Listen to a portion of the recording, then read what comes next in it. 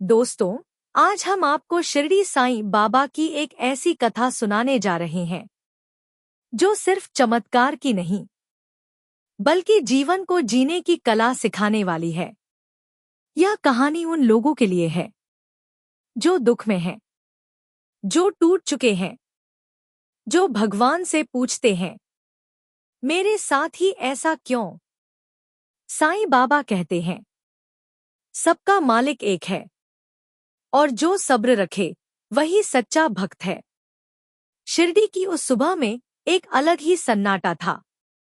धूप निकल चुकी थी, लेकिन द्वारका माई की दीवारों पर अभी भी रात की ठंडक बाकी थी।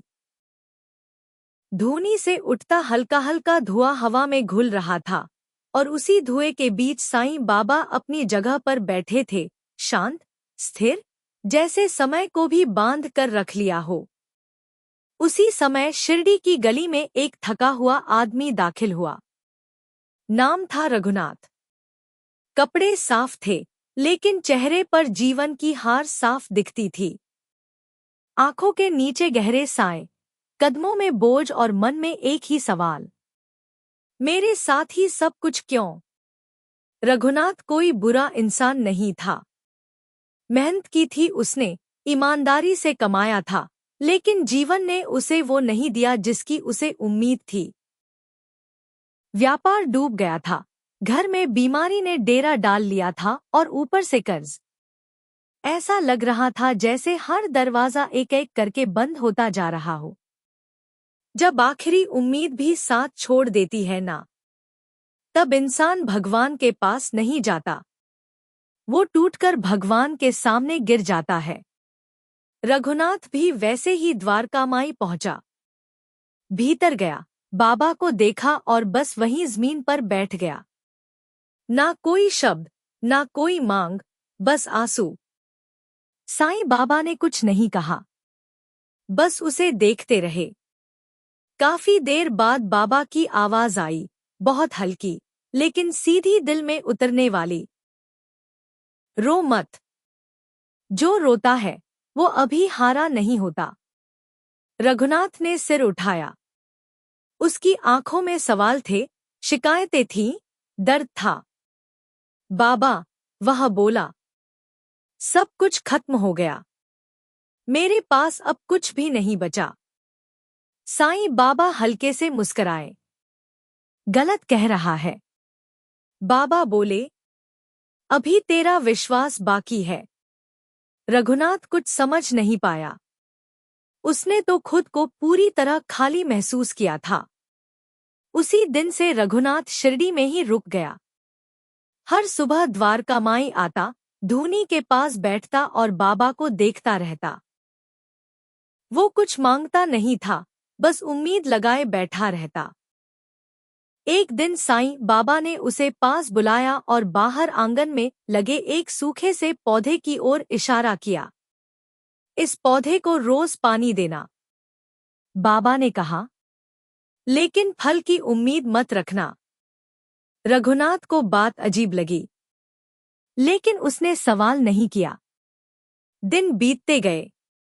रघुनाथ रोज पौधे को पानी देता, बाबा की सेवा करता, लंगर में हाथ बंटाता। लेकिन उधर उसके जीवन की समस्याएं और गहरी होती जा रही थी। एक दिन गांव से खबर आई, घर की हालत और बिगड़ गई है। उस रात रघुनाथ पहली बार टूट गया। वह द्वारका माई में बैठा बैठा रो पड़ा। बाबा। उसकी आवाज कांप रही थी। मैं यहाँ सब कुछ छोड़कर बैठा हूँ, फिर भी दुख क्यों बढ़ रहा है? साईं बाबा ने उस दिन थोड़ी सख्त आवाज में कहा, क्योंकि तू सब्र छोड़ रहा है। फिर बाबा ने आगे कहा, भक्ति सौदा नहीं है कि आज दिया और कल मिल गया। सबूरी सीख, वक्त लगता है। रघुनाथ को पहली बार समझ आया कि शायद बाबा उसकी समस्या नहीं, उसकी सोच बदल रहे हैं। अगले कई दिन बहुत भारी गुजरे। कभी मन कहता सब छोड़कर चला जाए, तो कभी बाबा का चेहरा आंखों के सामने आ जाता। एक सुबह जब वह पौधे को पानी देने गया तो अचानक उसके हाथ रुक गए। सूखे पौधे में नई हरी कोमपल निकल आई थी। रघुनाथ की आंखें भर आईं। उसी दिन दोपहर को गांव से संदेश आया, बीमारी में सुधार है, कर्ज का एक रास्ता निकल आया है। वह दौड़ता हुआ बाबा के पास पहुंचा। बाबा, सब ठीक होने लगा है, ये आपका चमत्कार है। साईं बाबा ने उसकी तरफ देखा और बहुत शांति से कहा, चमत्कार बाहर नहीं हुआ, तेरे अंदर हुआ है। रघुनाथ चुप हो गया। बाबा ने आगे कहा, जब तू रो रहा था तब भी मैं साथ था, जब तू सब्र कर रहा था तब भी मैं साथ था, मैं कहीं गया ही नहीं। कुछ दिन बाद विदा लेने का समय आया। रघुनाथ के पैर भारी हो गए। वह जान गया था कि बाबा ने उसे सिर्फ सहारा नहीं, जीने का तरीका दिया है। जाते जाते साईं बाबा ने कहा, याद रखना, दुख आता है तो तोड़ने नहीं, मजबूत बनाने आता है।